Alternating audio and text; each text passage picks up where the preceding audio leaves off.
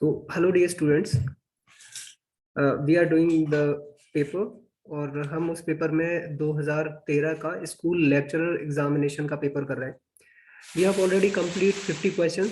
जो हमारी पिछली क्लास थी उसमें अप टू 50 क्वेश्चन हमने कंप्लीट कर लिए थे। अब हम इसमें क्योंकि वो क्लास देयर सेवरल स्टूडेंट वो सब कह रहे थे कि सर काफ़ी क्लास बड़ी हो जाती है। So what we will do, we will little make it shorter. इस क्लास थोड़ी सी छोटी करेंगे और हम लोग कोशिश करेंगे 10 से 15-20 क्वेश्चन, इससे ज्यादा हम लोग करेंगे नहीं इसमें, ठीक है। चलिए, सो क्विक हम लोग स्टार्ट करते हैं। The very first question is for you is that the pushing against the stationary wall is the example of.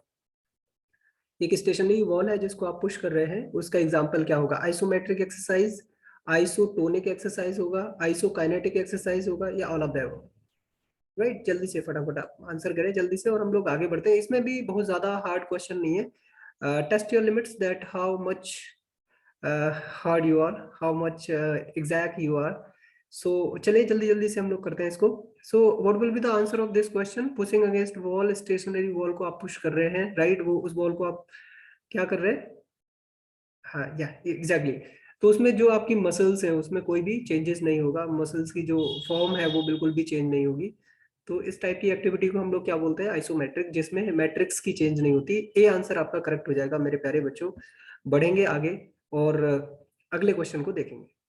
Right, the percentage of plasma, the percentage of plasma in blood is, blood में जो plasma है आपका उसकी percentage कितनी होती है? Right, तो वो आपको आंसर टिक करना है। 40% से 50% तक होती है, 50% टू 60%, 60% टू 70%, और the final answer is 70% to 80%। You have to tick the answer. Right, percentage of plasma in blood, blood में प्लाज्मा की परसेंटेज लिखी हुई है। नहीं राहुल, ये आप लोग ब्लड में वाटर की परसेंटेज क्यों समझ रहे हो? Right, you have to understand the question. Percentage of plasma, plasma की परसेंटेज देनी है आपको, राइट। वेरी नाइस, चलिए जल्दी से। राइट, सो आंसर क्या हो जाएगा आपका? बी आंसर करेक्ट हो जाएगा। 50 टू 60% आपका प्लाज्मा होता है किसमें? आपके ब्लड में, ठीक है। नेक्स्ट क्वेश्चन देखेंगे, क्वेश्चन नंबर 53। उससे पहले थोड़ी सी और इंफॉर्मेशन इसके बारे में आप जान लो। जो ब्लड होता है आपका 55% आपका प्लाज्मा और 45% क्या होता है? आपकी ब्लड सेल्स होती हैं, राइट। तो 55% आपको आंसर दे रहा है, वेल एंड गुड। 45% टू 55% का रेशियो दे रहा है, वो भी ठीक है, क्योंकि यहाँ पे हमें डोमेन दिया हुआ है 50 से लेके 60, तो 55 इसके बीच में लाई करेगा। So that is why the answer will be B, ठीक है। चलिए आगे चलते हैं, नेक्स्ट क्वेश्चन देखेंगे। Next question is the example of wall and socket joint is, wall and socket joint का एग्जांपल जो है वो क्या हो जाएगा? चलिए फटाफट। हिप जॉइंट होगा, शोल्डर जॉइंट होगा, एल्बो जॉइंट, हिप जॉइंट और जो आपका शोल्डर जॉइंट है वो। फटाफट जल्दी जल्दी से जल्दी जल्दी आंसर करें फटाफट आप लोग, है ना। It's a very easy question. So right, क्या हो जाएगा? वॉल एंड सॉकेट जॉइंट का आपने एग्जांपल देना है जल्दी से। चलिए, right, so exactly the answer will B D. Both hip joint पे भी वॉल एंड सॉकेट जॉइंट होता है आपका, और आपका जो शोल्डर जॉइंट होता है मेरे प्यारे बच्चों, उसमें भी वॉल एंड सॉकेट जॉइंट होता है। सर ये क्या नीचे यहाँ पे मेंशन किया है बेटा, ये इस वाली जो ईमेल आईडी है इस पे आप क्वेश्चन पोस्ट कर सकते हैं, और डायरेक्टली आप लोग यहाँ पे भी कमेंट कर सकते हैं। उसके बाद कई सारे प्लेटफॉर्म है, चाहे व्हाट्सएप जहाँ भी आप पोस्ट करना चाहें, you can post the answers, right. Your answers और your questions, your queries will be considerable, right. The next question is natural motivation is known as, जो आपका नेचुरल मोटिवेशन है वो किस नाम से जाना जाता है? इंट्रिंसिक होता है, एक्सट्रिंसिक होता है, सेल्फ असर्शन होता है, या फिर सेल्फ एक्चुअलाइजेशन होता है? नेचुरल मोटिवेशन के बारे में बात करी गई है, राइट। चलिए जल्दी से, वेरी नाइस वेरी नाइस। तो लगभग ऑलमोस्ट सबका सही आंसर है, ये एक इंट्रिंसिक मोटिवेशन जो होता है वो नेचुरल मोटिवेशन होता है, राइट। अचानक से अगर आपको कोई इन्फ्लुएंस कर रहा है आउटसाइड से, तो वो क्या है? वो आपका नेचुरल नहीं होगा, क्योंकि वो आर्टिफिशियल होगा। Somebody is motivating you. आपके इंट्रोस्पेक्शन से जो चीज निकल के आती है, इंट्रोस्पेक्टली जो आप जिसको फील करते हो, दैट इज इंट्रिंसिक मोटिवेशन, और इसको ही हम लोग नेचुरल मोटिवेशन भी कहते हैं, ठीक है। तो question number 55, who is known as the mother of all games, सारे गेम्स की मदर किसको बोला जाता है? मींस आपको एक चीज ध्यान रखनी पड़ेगी कि सबसे पहले गेम कौन सा, फॉर्म, गेम के फॉर्मेट में कौन सा गेम शुरू हुआ है, right? Then you will be able to give the answer, right? Exactly चलो सबके सही आंसर आ रहे हैं, ठीक है, फिर तो मानना पड़ेगा सी आंसर, ठीक है। तो इसका क्या हो जाएगा, 55 का सी आंसर करेक्ट हो जाएगा, जिम्नास्टिक, राइट। अब हम लोग बात करेंगे क्वेश्चन नंबर 56। ज्यादा टाइम इस पे खराब करेंगे नहीं, जल्दी से आप लोग आंसर टिक करिए। ऑक्सीजन डेप्थ किसने डिस्कवर करी थी? फैक्चुअल क्वेश्चन है, मैं इसको पहले भी करा चुका हूँ। आंसर क्या हो जाएगा आपका? A B hill, C answer correct होगा, राइट? सी आंसर के साथ हम लोग जाएंगे इस क्वेश्चन में, right. Now we will move ahead to next question, ठीक है। अगला क्वेश्चन देखते हैं। अगला क्वेश्चन क्या कह रहा है? Alveoli is related to, alveoli एक टर्म है, राइट? हमने एक, जब हम सिस्टम पढ़ रहे थे बॉडी के, उसमें हमने इसको पढ़ा था, राइट? तो एल्वेलाइज किससे रिलेटेड है? ये आपका रेस्पिरेटरी सिस्टम से रिलेटेड है, बी आंसर इसका करेक्ट हो जाएगा। चलेंगे नेक्स्ट क्वेश्चन को देखेंगे मेरे प्यारे बच्चों। What is next question says, question number 58, centripetal and centrifugal force is example of which Newton's law? Newton ने अपने 3 लॉ दिए थे, they are 3 laws of Newton, first law, second law, third law, ठीक है। उनमें से कौन सा लॉ जो है वो न्यूटन्स लॉज में सेंट्रीपिटल और सेंट्रीफ्यूगल फोर्स का एग्जांपल है, राइट? तो ये क्या होगा? ये आपका थर्ड लॉ हो जाएगा, क्योंकि law of action and reaction है। सेंट्रीपिटल और सेंट्रीफ्यूगल फोर्स के बारे में let me tell you that कि is a kind of force, kind of fictitious force बोल सकते हो, that is apply on a object while the object is moving on a circular path, right? और इसमें से एक अगर कम हो जाएगा तो दूसरा वाला ज्यादा आपका एक्टिव हो जाएगा, राइट? और इसको एक और क्वेश्चन इसमें पूछता है कि अगर हम घुमाते घुमाते, if we are rotating of an object और उसको एक अनबाउंड कर दें, तो वो अचानक क्या होगा? आपकी टेंजेंट की डायरेक्शन में वो मूव कर जाएगा वो ऑब्जेक्ट, ठीक है। द ऑब्जेक्ट विल बी, यहाँ will be moving in tangent, tangent direction, ठीक है। चलिए टेंजेंट वाली डायरेक्शन क्या होती है? ओके चलो, टेंजेंट वाली डायरेक्शन समझ लो।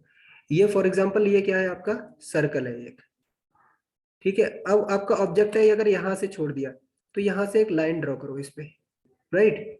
तो इस वाली लाइन की डायरेक्शन में आपका ऑब्जेक्ट जो है वो यहाँ से सीधा इस डायरेक्शन में मूव कर जाएगा, ठीक है, स्ट्रेट लाइन में। इसको बोलते हैं टेंजेंट डायरेक्शन, ठीक है। चलिए, तो आंसर क्या हो जाएगा? सी आंसर करेक्ट हो जाएगा। चलिए नेक्स्ट क्वेश्चन देखते हैं। नेक्स्ट क्वेश्चन क्या है आपका? Who is given the anticipatory theory? ये अगेन एक फैक्चुअल क्वेश्चन है फिर दोबारा से। तो एंटीसिपेटरी थ्योरी किसने दी है आपकी? जल्दी से बताइए। कार्ल गुज ने, ठीक है। बी आंसर इसका करेक्ट हो जाएगा। नेक्स्ट क्वेश्चन देखेंगे, ये अच्छा क्वेश्चन है, ठीक है। Wrestling player mostly used which equilibrium in wrestling technique? जो रेसलर रेसलिंग की टेक्निक्स लगाते हैं, उस टेक्निक्स में अगर बात करें तो किस टाइप के इक्विलिब्रियम की बात होती है, right? Stable equilibrium, unstable equilibrium, neutral equilibrium, all of them. जल्दी से फटाफट। बी फोकस की किसकी बात हो रही है? Wrestling player mostly use equilibrium, wrestling technique की बात हो रही है, याद रखना, वाइल यूजिंग टेक्निक। तो जब भी टेक्निक कोई भी रेसलिंग का प्लेयर लगा रहा होता है मेरे प्यारे बच्चों, वो सबसे पहले अपने आप को स्टेबल पोजीशन में लेके जाता है, जिससे कि जब वो दूसरे पे अपनी टेक्निक अप्लाई करे तो उसका बैलेंस सबसे बेहतर रहे और वो कंट्रोल्ड वे में अपनी टेक्निक को अप्लाई कर पाए। सो क्या होगा इसमें? क्या हो जाएगा आंसर? ठीक है, जो आपका आंसर हो जाएगा वो स्टेबल इक्विलिब्रियम हो जाएगा। Let me see the answer, right? Okay, then question number 61, which of the following does not come under the type of strength? इनमें से कौन सा है जो स्ट्रेंथ के अंदर नहीं आता? स्पेसिफिक स्ट्रेंथ है, एक्सप्लोसिव स्ट्रेंथ है, स्ट्रेंथ इंड्योरेंस है, या फिर मैक्सिमम स्ट्रेंथ है, राइट? जल्दी से आप आंसर करें।